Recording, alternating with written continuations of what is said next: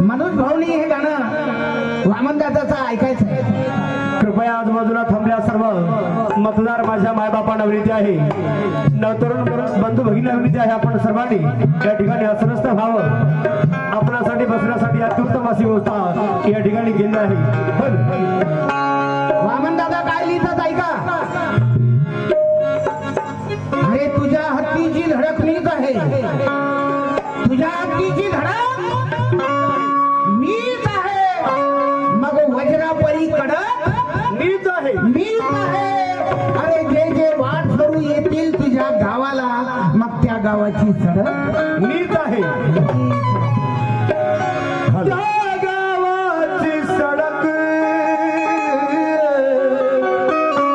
मीच आहे.